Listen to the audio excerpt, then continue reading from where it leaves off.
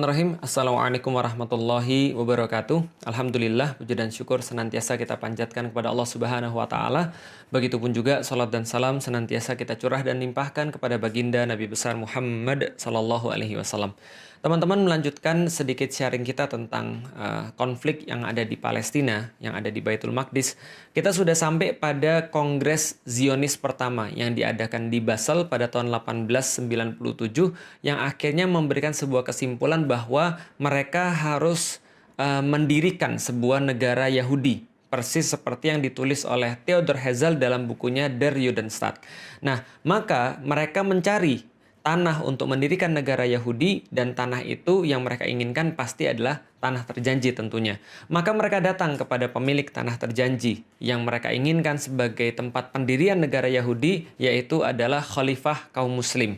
Khalifah daripada kekhilafan Utsmani yang pada saat itu adalah Sultan Abdul Hamid kedua.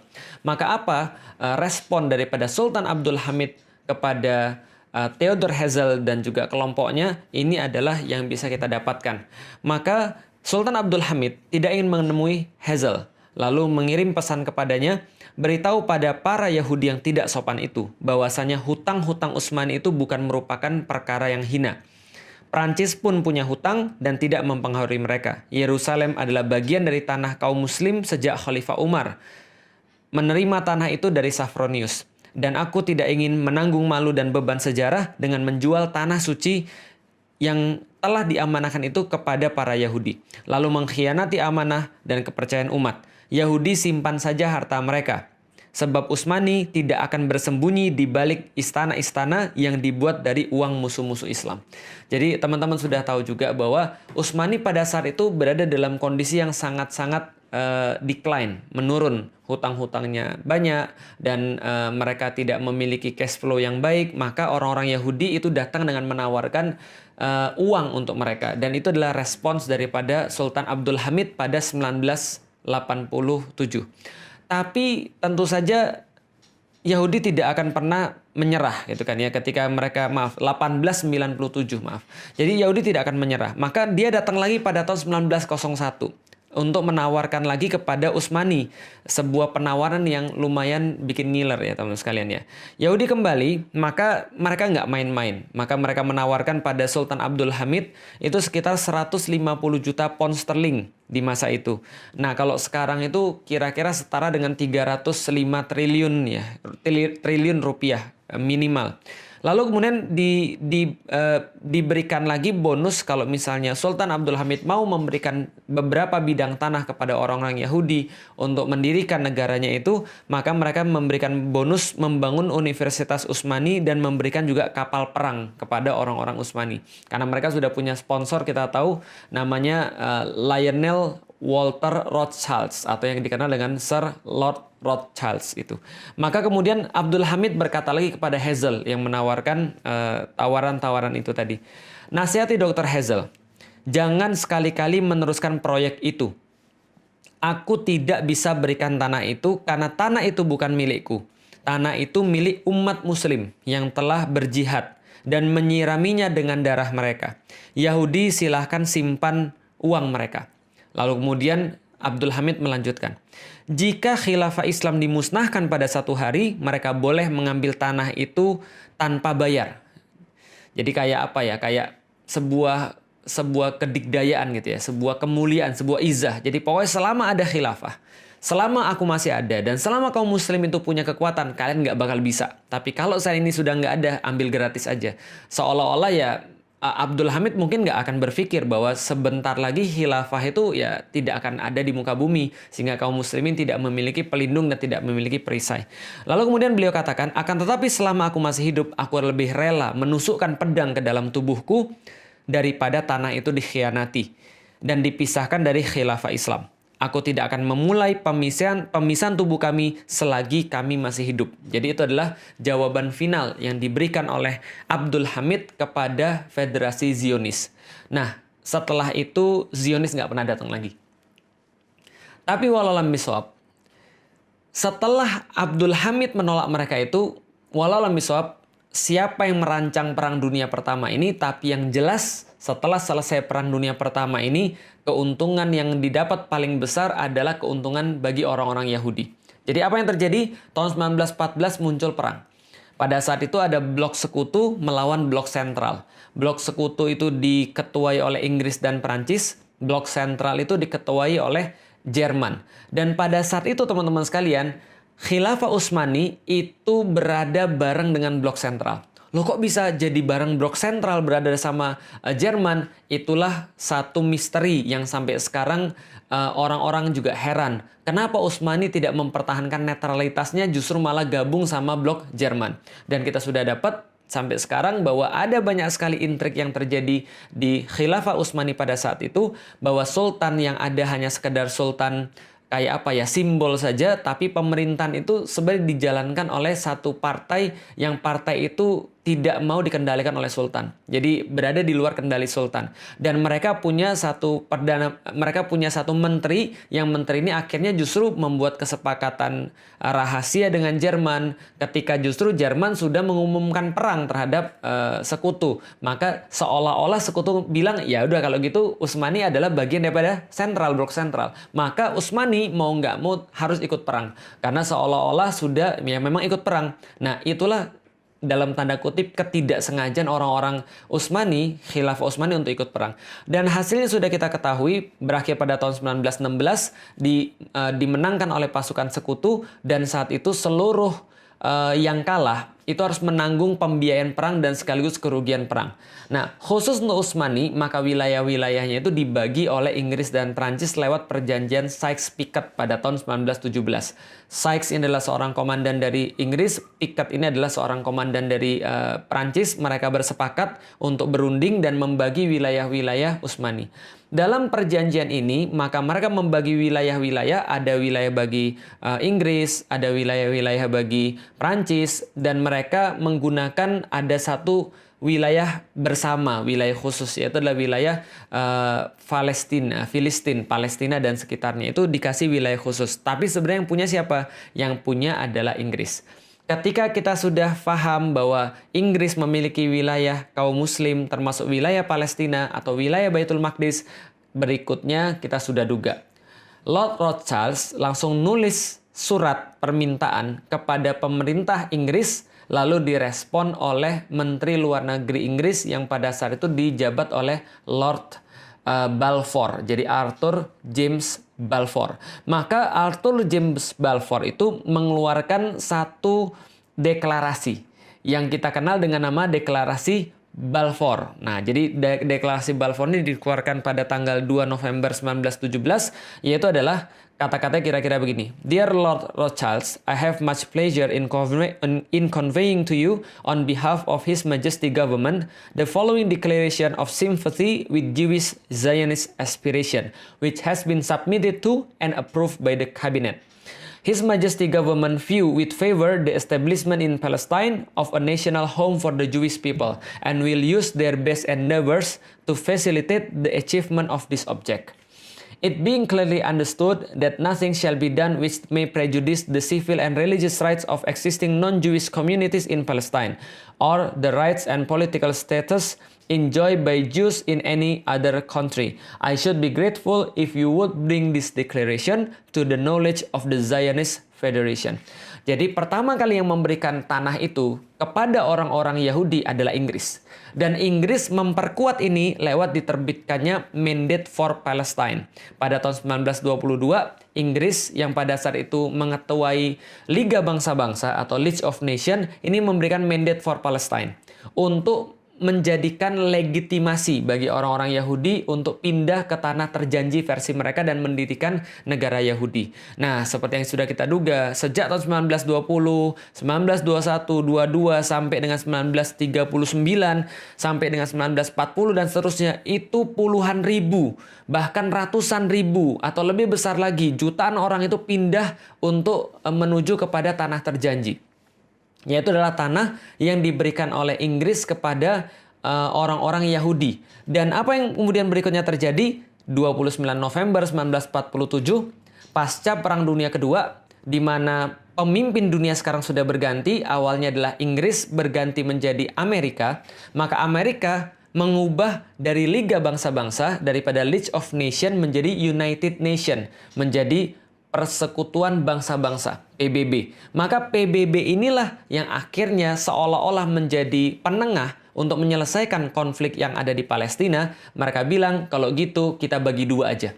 Ini perampokan yang sangat luar biasa. Penjajahan yang di awal diamini oleh PBB adalah penjajahan atas negeri Palestina. Penjajahan atas negeri Baitul Maqdis. Kenapa? Karena mereka langsung membagi wilayah menjadi dua. Ada wilayah Israel yaitu ada 55% daripada tanah Palestina. Sedangkan 45% diberikan kepada orang-orang Arab. Itu adalah usulan daripada PBB. Namanya UN Partition. Partisi yang diberikan oleh PBB pada tahun 1947 tanggal 29 November. Nah, ini adalah satu penjajahan dan satu perampokan yang besar. Menindaklanjutin itu semuanya, orang-orang Israel kemudian mendirikan negara Yahudi. Jadi Israel Declaration on a Jewish State. Jadi mereka akhirnya memenuhi apa yang mereka inginkan. Mereka bentuk Der Judenstaat pada tanggal 14 Mei 1948. Di mana Perdana Menteri pertamanya adalah David Ben Gurion. Maka pada tanggal itu didirikan negara Yahudi, negara Israel. Dan sekaligus menjadikan Palestina stateless. Menjadikan Palestina itu tidak punya negeri, tidak punya hak sebagai manusia. Karena itulah apapun yang mereka lakukan senantiasa pasti mereka yang salah. Kenapa? Karena mereka tidak diakui oleh hukum internasional. Yang diakui adalah Israel oleh PBB. Siapa yang memerintahkan? Amerika. Dari sini teman-teman sudah tahu bahwa siapa bapaknya Israel atau negara Israel laknatullah itu, siapa yang kemudian menjadi bapak daripada negara penjajah yang bengis itu? Yang menjadi bapaknya adalah Inggris. Yang menjadi ibunya siapa? Yang menjadi ibunya adalah Amerika. Lalu siapa yang menjadi bidannya? Bidannya adalah PBB. Sehingga kalau kita tahu semua itu, nggak mungkin Inggris, nggak mungkin Amerika, nggak mungkin PBB akan menguntungkan bagi orang-orang yang terjajah di Palestina. Pasti mereka akan menguntungkan anak mereka yang mereka lahirkan, yaitu Israel itu tadi. Jadi kalau berharap pada mereka ya, itu sama aja kayak Anda berharap mimpi di siang bolong kan gitu kan ya. Nah, setelah itu kemudian banyak sekali kemudian protes daripada orang-orang Arab pada saat itu dengan keberadaan Israel, lalu diakhiri dengan perang 6 hari. Perang 6 hari ini secara ajaib keroyokan daripada Syria, Irak, Yordan, Saudi, Mesir itu dimenangkan oleh orang-orang Israel secara ajaib. Tapi yang terjadi sebenarnya adalah ya pengkhianatan kaum muslimin, pengkhianatan penguasa-penguasa negeri kaum muslimin. Mereka seolah-olah ingin mengenyahkan Israel, tapi sebenarnya mereka hanya punya kepentingan masing-masing. Pengkhianatan penguasa Mesir, pengkhianatan penguasa Yordan, dan seterusnya. Sehingga waktu itu justru orang-orang Israel mengukuhkan satu mitos bahwa mereka itu tidak pernah terkalahkan. Kaum muslimin hancur, dan kemudian seolah-olah Israel tidak tersentuh, dan menjadilah kita seperti sekarang. Nah, teman-teman bisa lihat, ini adalah wilayah pada tahun 1946. Jadi yang paling kiri itu adalah ketika PBB belum mengumumkan, sebelum PBB mengumumkan berdirinya negara Israel, itu yang warna putih adalah pemukimannya orang-orang Israel.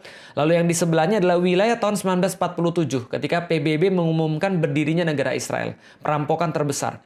Lalu kemudian sebelah kanannya lagi wilayah setelah tahun 1967. Setelah perang 6 hari yang direkayasa tadi dan pengkhianatan para penguasa-penguasa muslim terhadap umat muslim sendiri di seluruh dunia.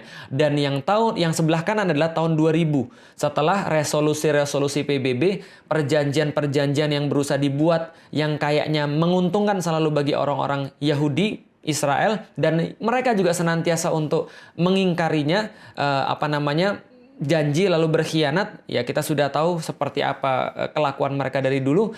Setelah perjanjian-perjanjian damai itu, wilayah kaum muslimin semakin berkurang dan wilayah mereka terus bertambah. Itu yang terakhir tahun 2000. Tahun 2020, 2021 lebih parah lagi daripada semuanya itu. Makanya kemarin yang memicu keributan adalah ketika daerah Sheikh Jarrah itu kemudian diambil oleh orang-orang Israel dengan sekendak hati, tanpa ada hukum. Ya memang nggak ada hukum di situ. Kenapa nggak ada hukum? Karena orang-orang Palestina itu nggak punya negara. Orang-orang Muslim yang ada di situ itu stateless. Mereka nggak punya negara, nggak punya hukum yang bisa melindungi mereka. Maka apapun yang mereka lakukan senantiasa salah.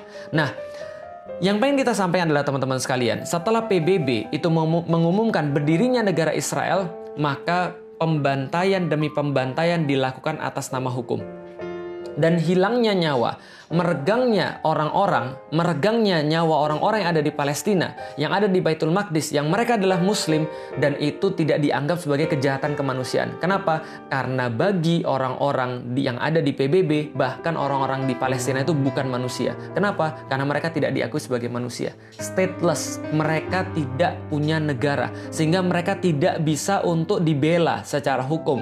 Kenapa? Karena mereka stateless. Karena kenapa? Karena Israel yang diakui sebagai satu-satunya negara. Maka kemarin ketika saya mendengar ada orang-orang bilang, itu peta Palestina dihapus dari Google. Sejak kapan Google memakai peta Palestina? Sejak kapan Google mencantumkan Palestina sebagai sebuah negara? Mereka nggak diakui. Kenapa nggak diakui? Karena secara hukum dunia, itu bukan sebuah negara. Yang negara cuma Israel. Maka kita lihat sekarang Israel cuma yang dicantumkan di peta. Karena memang yang diakui sebagai negara adalah dia. Siapa yang ngakui negara? PBB. PBB kan bidannya. Maka kalau misalnya ngarep PBB nyelesain masalah Palestina, nggak akan mungkin. Menyelesaikan masalah di Baitul Maqdis nggak bakal mungkin. Karena mereka yang bikin masalahnya di awal. Jadi teman-teman sudah paham. Nah, kenapa misalnya PBB bisa begitu? Ya karena mereka didukung. Didukung oleh siapa? Mereka didukung oleh Amerika, mereka didukung oleh Inggris, mereka didukung oleh kebanyakan orang-orang penguasa di dunia. Sementara orang-orang Muslim penguasa-penguasanya hanya bisa diam melihat hal yang seperti ini.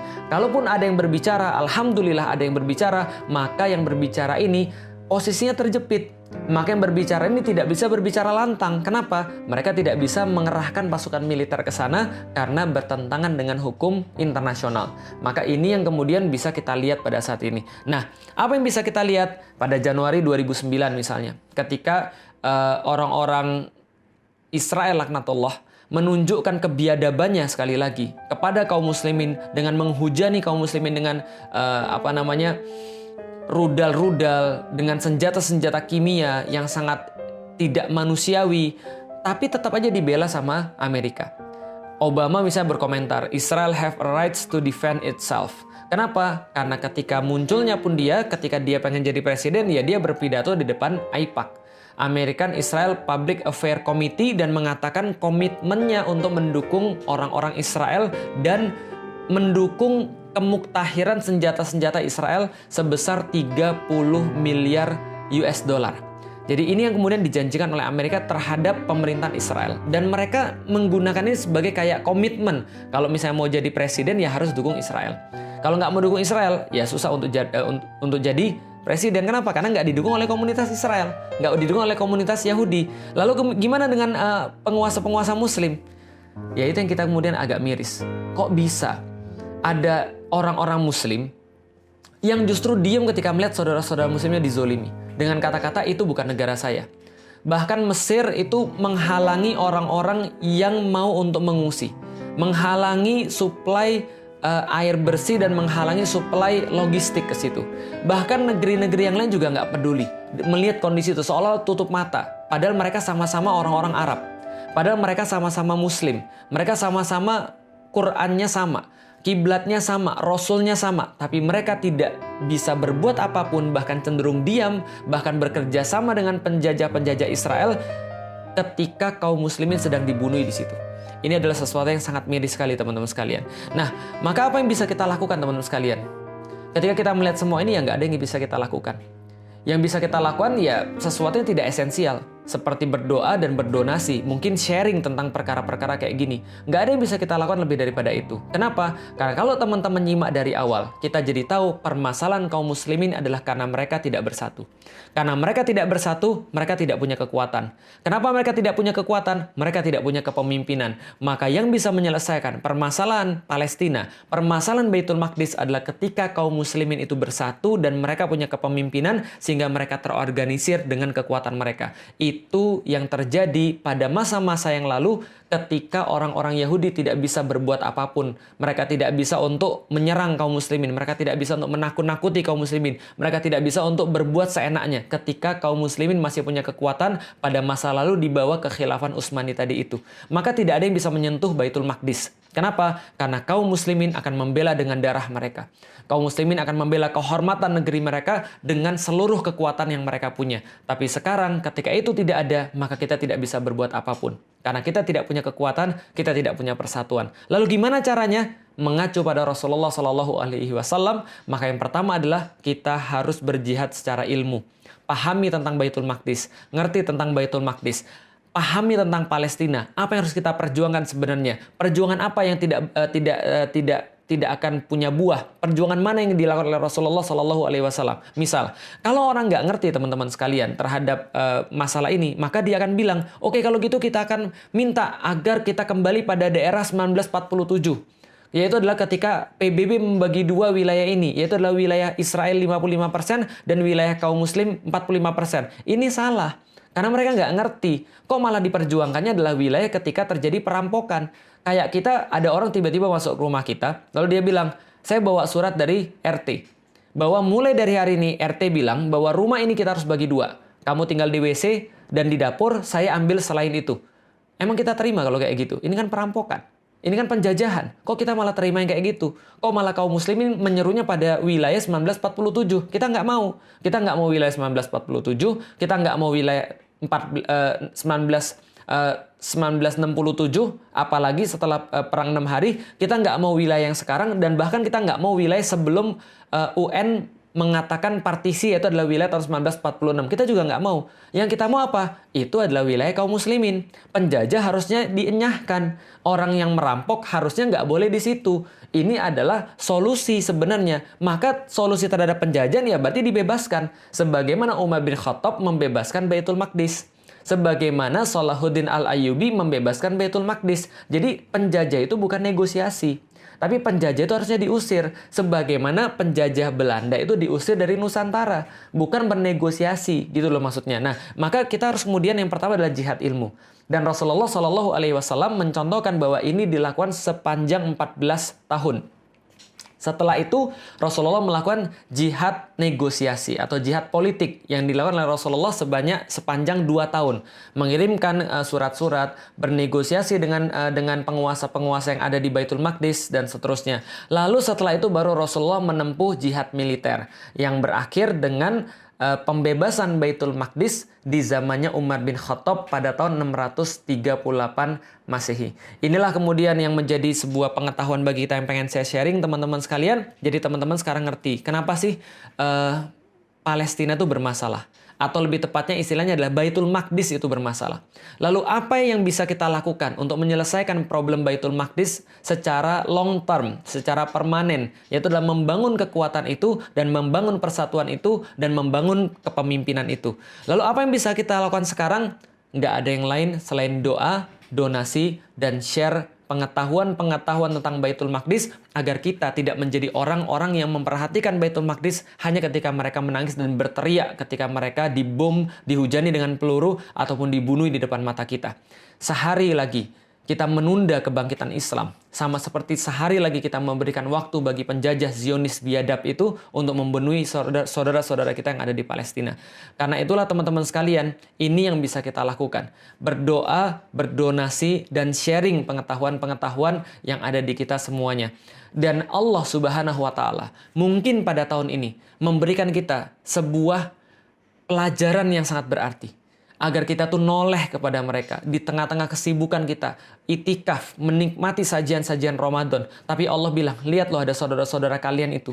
Yang saudara-saudara kalian itu tertindas, yang saudara-saudara kalian itu terjajah. Mudah bagi Allah untuk membebaskan mereka. Tapi bukan itu ceritanya. Ceritanya adalah bahwa Allah memberikan kesempatan pada kita untuk muncul kesatria-kesatria di antara kita. Memperhatikan mereka. Senantiasa mengisi hati kita dengan Baitul Maqdis, kiblat pertama kita. Supaya besok-besok ketika diperlukan kemudian perjuangan-perjuangan yang lebih besar, maka kita sudah siap dengan ilmu-ilmu dan sakofah kita tentang Baitul Maqdis. Artinya teman-teman sekalian, kalau memang kita merasa sedih, kalau memang kita merasa marah, kalau memang hati kita tercabik-cabik, kita bisa menggunakan apapun yang kita punya. Kalau kita nggak bisa donasi, minimal kita berdoa. Kalau kita bisa berdonasilah dengan harta terbaik yang kita punya. Tapi kalaupun kita sudah melakukan semua itu semua tidak cukup. Melainkan kita harus untuk mempelajari, kita harus untuk mengerti, memahami, dan kemudian menyebarkan sampai orang-orang paham dengan sakofa yang benar tentang Baitul Maqdis, hingga kita bisa berpindah kepada tahapan-tahapan selanjutnya. Wallahu a'lam bishawab, teman-teman sekalian, semoga bermanfaat. Assalamualaikum warahmatullahi wabarakatuh.